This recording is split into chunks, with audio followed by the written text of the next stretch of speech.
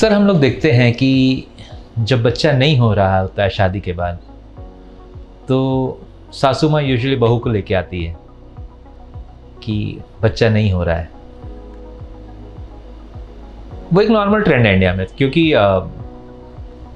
पति का टेस्ट बहुत मुश्किल से लोग कन्विंस हो पाते हैं, और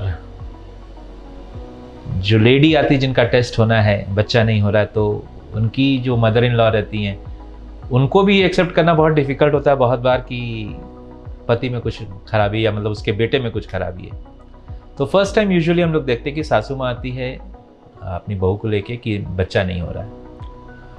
तो पति का टेस्ट करने की नौबत कब आती है, ये मैं आज आपको बताऊंगा। मैं doctor Vinod Agarwal, clinical director Sparsh IVF, Golmuri Jamshedpur से बोल रहा हूँ। आप ज़रूर आइए एज अ सासू माँ और मदर इन लॉ, आप अपनी बहू के साथ ज़रूर आइए, पर मेक श्योर कि उस लेडी के हस्बैंड मतलब आपके बेटे भी साथ में हो, बहुत ज़रूरी है। सबसे पहला टेस्ट करने की नौबत हमेशा हस्बैंड की आती है। वाइफ को अगर हम टेस्ट प्रोटोकॉल में जाएं कि क्या क्या टेस्ट होना है दोनों में, जो टेस्ट अगर स्टार्ट करने की बात है तो स्टार्ट करने के लिए हम हस्बैंड का टेस्ट से स्टार्ट करते हैं।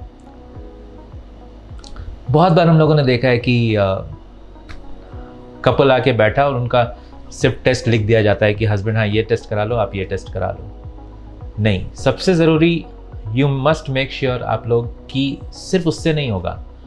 हस्बैंड का पहला टेस्ट है, लेकिन वाइफ और हस्बैंड का दोनों के बारे में गहन जानकारी होना ज़रूरी है, और इसमें बहुत ही प्राइवेट कॉन्फिडेंशियल बातें होती हैं जो सिर्फ वाइफ हस्बैंड के बीच में होती है, तो वो हम लोग इंक्वायर करते हैं। ऐसे सिचुएशन में हम लोग मदर आई रहती हैं या मदर इन लॉ रहती हैं, उनको हम रिक्वेस्ट करके बोलते हैं कि आप बाहर बैठिए, बिकॉज वो जो हम बातें करेंगे शायद वाइफ हस्बैंड कंफर्टेबल नहीं फील करेंगे वहाँ बोलने में, तो इसीलिए हम लोग उनको बोलते हैं कि ठीक है आप थोड़ा सा बाहर रुकिए। तो हस्बैंड का जो जानकारी हम लोग लेते हैं इसमें, वो बहुत ज़रूरी होता है कि इंटरकोर्स के समय कोई प्रॉब्लम होती है क्या हस्बैंड को, इजैकुलेशन बहुत जल्दी होता है क्या, लाइक वीर्य का निकल जाना बहुत जल्दी हो जाता है क्या, या फिर इंटरकोर्स के दौरान पेनिट्रेशन में कोई दिक्कत होती है क्या, जिसको हम लोग एरेक्टाइल डिस्फंक्शन बोलते हैं।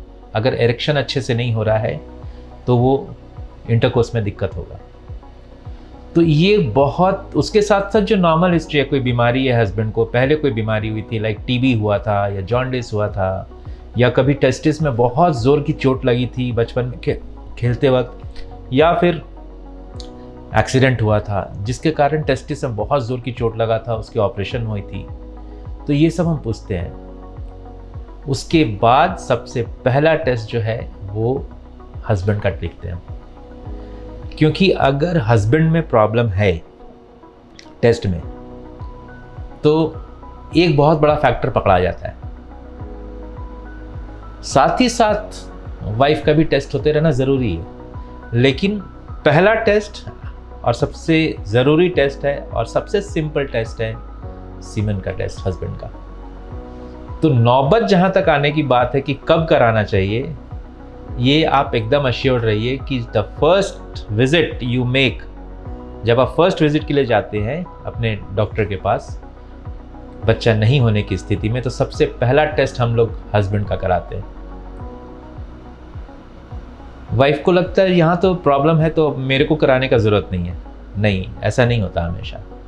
बहुत बार हस्बैंड में प्रॉब्लम होता है, वाइफ में नहीं होती, वाइफ में प्रॉब्लम होती है, हस्बैंड में नहीं होता, कभी कभी दोनों में कोई प्रॉब्लम नहीं होती, और एक सिचुएशन आती है कि दोनों में प्रॉब्लम है। तो इसीलिए दोनों का टेस्ट होना ज़रूरी है, लेकिन पहला टेस्ट जो है वो आपको ज़रूरी जानना होता है कि हस्बैंड का ही होता है, क्योंकि वो एक फैक्टर पकड़ाने से उसको हम आगे ट्रीट करने के लिए टाइम लगेगा। तो उसके बारे में मैं आपको बताऊंगा अपने अगले वीडियो में, पर साथ ही साथ वाइफ का भी ट्रीटमेंट होते रहना चाहिए। तो ये बहुत ज़रूरी है कि पहला टेस्ट हस्बैंड का हो, और इसमें कोई हिचकिचाने की बात नहीं है, मैं क्यों कराऊं, मेरा तो सब कुछ ठीक है। तो वो हिचकिचाहट जो है ना, वो नहीं आना चाहिए। बहुत बार मेल ईगो आता है कि नहीं भाई, हस्बैंड को जैसे ही बोला कि वो बाहर निकल के वो बात करते हैं, सुनो ना तुम अपना पहले करा लो, फिर मैं बाद में करा लूँगा। Please avoid that. बहुत सिंपल टेस्ट है, इसमें कुछ भी ईगो या डरने की बात नहीं है। वाइफ भी तो आगे बढ़ के करा रही सब टेस्ट, तो इसीलिए नौबत जहाँ तक है वो सबसे पहला हस्बैंड का टेस्ट होना है, उसके बाद हम आगे बढ़ते हैं। मैं अपने अगले वीडियो में आपको बताऊंगा कि सीमेन टेस्ट के बारे में और क्या क्या जानकारी आपको होनी चाहिए। तो keep watching my video. I will see you in my next video.